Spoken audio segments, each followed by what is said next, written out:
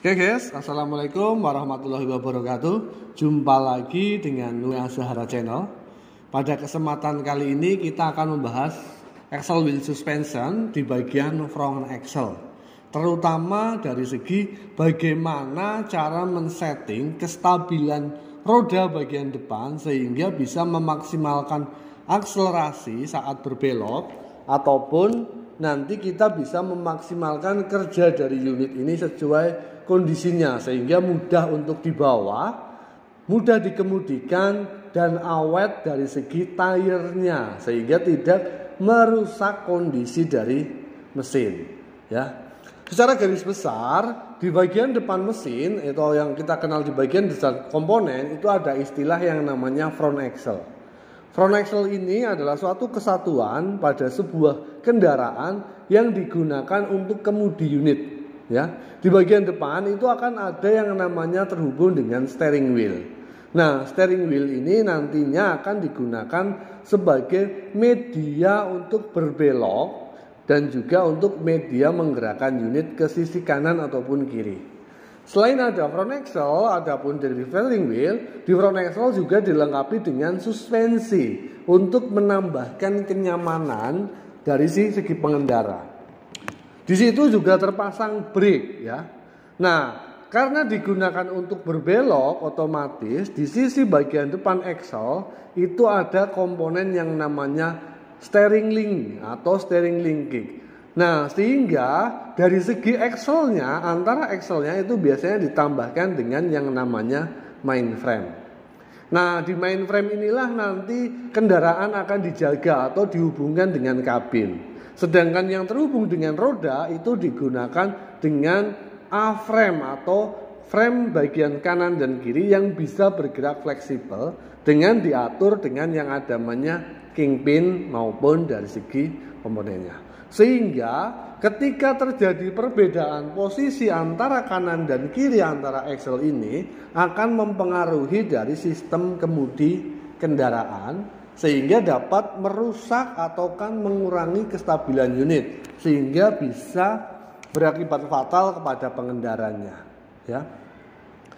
Nah, dalam penyatuannya nanti karena dia di bagian digunakan untuk steering dan di bagian depan ada hubungan dengan roda, kita akan sering mengenal yang namanya steering wheel alignment.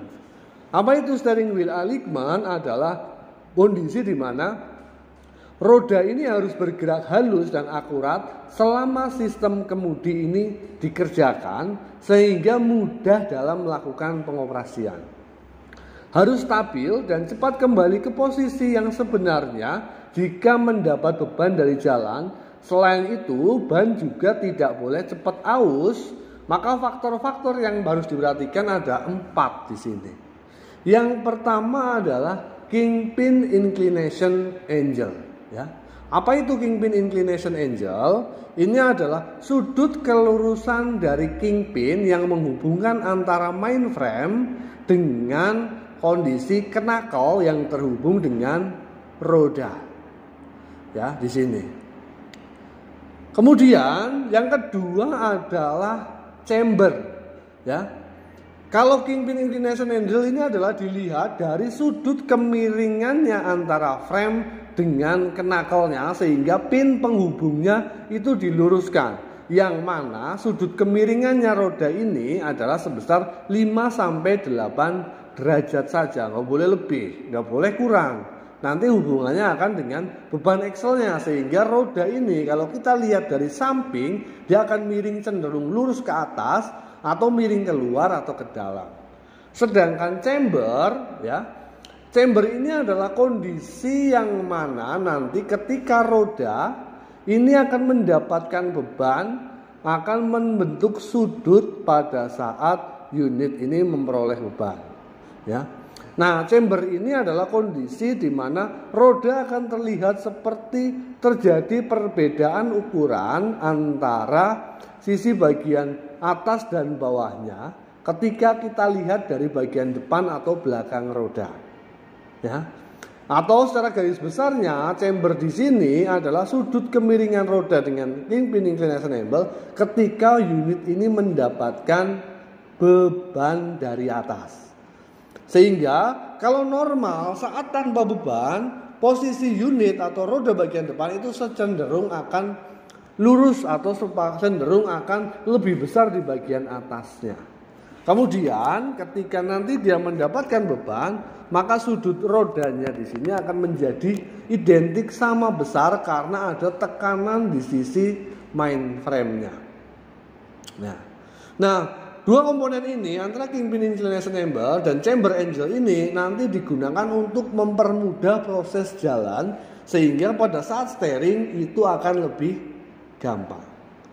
Kemudian yang ketiga di sini ada yang namanya istilah two in ya. Kalau chamber dan kingpin inclination itu dilihat dari bagian depan roda, kalau two in kita adalah melihat sudut roda dari bagian atas di mana nanti itu akan diukur dari titik tengah roda bagian depan dan belakang kalau kita lihat dari atas. Two in itu adalah kondisi di mana adalah titik sumbu roda kanan dan kiri bagian depan lebih kecil daripada titik sumbu roda kanan dan kiri bagian belakang. Sehingga memungkinkan roda ini bergerak lurus ketika unit ini berjalan dan mengurangi yang namanya proses pergerakan atau keausan dari roda.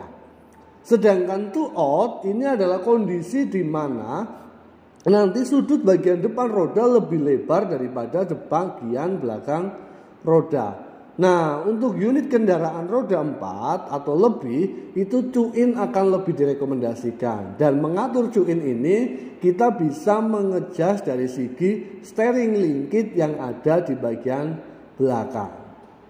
Dan yang keempat adalah caster ya.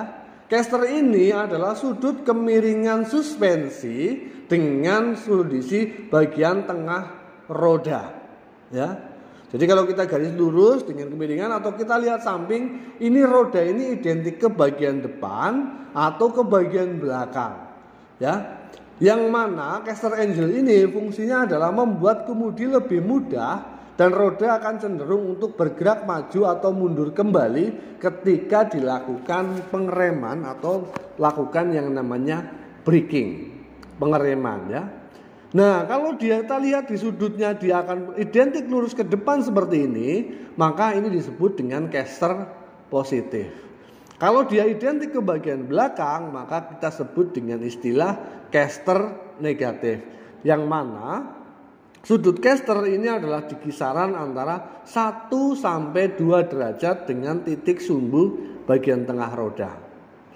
Nah, pengejasan ini baik caster, camber maupun two in two out ataupun dengan kingpin inclination angle itu dilakukan pada saat terjadi keabnormalan atau ban secara aus di salah satu sisinya atau unit susah dioperasikan atau dikendalikan, lari ke sisi kanan atau ke sisi kiri, maka itu akan kita kenal dengan istilah steering wheel alignment atau dalam bahasa luarnya ini dikenal dengan istilah sporing unit. Jadi kalau sporing unit atau steering inclination alignment di sini, maka kita harus melakukan 4 pengecekan ini. Tidak boleh hanya satu-satu atau hanya 2 saja.